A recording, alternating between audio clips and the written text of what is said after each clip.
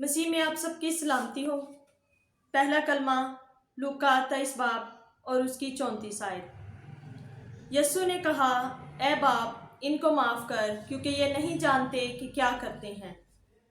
پہلا کلمہ معافی کا کلمہ ہے اور یہ یسایہ نبی کے صحیفہ میں اس کے 53 باب اور اس کی 12 آیت کی تکمیل ہے، جس میں لکھا ہے اس نے خطا کاروں کی شفاعت کی۔ خداوند یسوع مسیح کے منہ سے پہلے نکلنے والے الفاظ ایک دعا کی صورت میں تھے جو اس کے دشمنوں کے لیے کی گئی تھی، اور ہمیں بھی یہی چاہیے کہ ہم بھی اپنے دشمنوں کے لیے دعا کریں۔ صلیب پر اس حالت میں اپنے دشمنوں کے لیے دعا کرنا یسوع مسیح کی دائمی اور بے پناہ محبت کا اظہار ہے۔ میرے عزیزو، آپ کو پتہ ہے کہ خداوند یسوع مسیح خدا کو باپ کہتے تھے اور اسی الزام کی وجہ سے ان کو صلیب دی گئی تھی،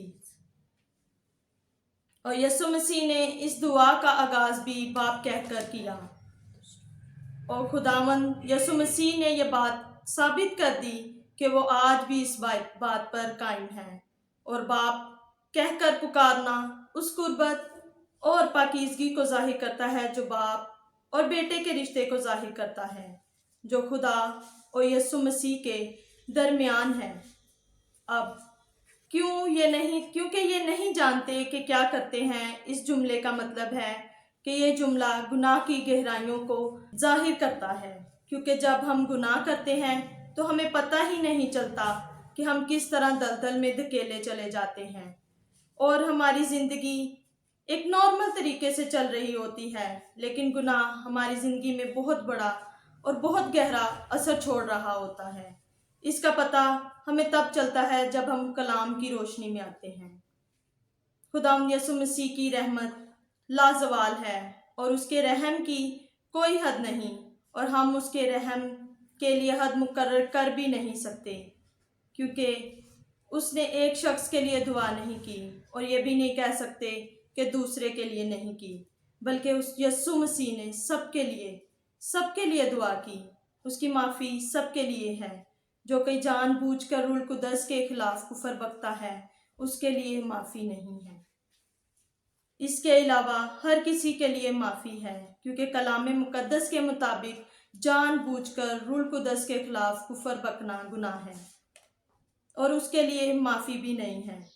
اس نتیجہ کا فوری طور پر رزلٹ ہم تب دیکھتے ہیں جب ڈاکو کو یسوع مسیح نے صلیب پر معاف کیا، اس کی زندگی کو تبدیل کیا، وہ عام عوام میں سے تھا۔ اس کے بعد صوبے دار نے نجات پائی جو کہ رومی فوجی میں سے تھا۔ اسی طرح پینتیکوست کے دن پر جب پطرس نے اعلان کیا تو 3000 لوگوں نے نجات پائی، اور اسی طرح پلوس جو خود بھی ایک فارسی تھا، اسے بھی یسوع نے معاف کیا اور اس نے بھی نجات پائی۔ لیکن تمام لوگ پھر بھی ایمان نہیں لائے، صرف وہی جن کے دلوں پر چوٹ لگی تھی اور جن کے دلوں کو خداوند یسوع مسیح نے تبدیل کیا تھا۔ خداوند یسوع مسیح کے اس دعا کرنے سے ہم یہ سیکھتے ہیں، پہلے نمبر پر یہ کہ ہم اپنے دشمنوں کے لیے دعا کریں، اور دوسری یہ کہ ہمارا مسیحی مذہب ہی ہے جو صرف اپنے دشمنوں کے لیے دعا کرتا ہے اور انہیں معاف کرتا ہے۔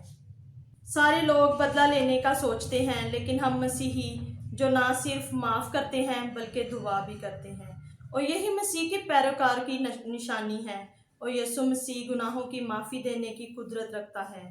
صلیب پر ڈاکو کو معاف کیا، یسوع مسیح نے ثابت کر دیا کہ اس حالت میں بھی وہ گناہ کو معاف کر سکتا ہے، کیونکہ میرے عزیزو، گناہ چاہے کچھ بھی ہو، حالت چاہے کچھ بھی ہو، اگر ہم یسوع مسیح سے معافی مانگیں تو وہ ہم کو بھی معاف کرے گا۔ خداوند یسوع مسیح نے وہ دعا ہمارے لیے بھی کی تھی، اور آج بھی ہمارے لیے شفاعت کرتا ہے۔ آج ہمیں ضرورت ہے کہ ہم اس کے پاس آئیں اور سچے دل سے اسے نجات دہندہ قبول کریں۔ آمین۔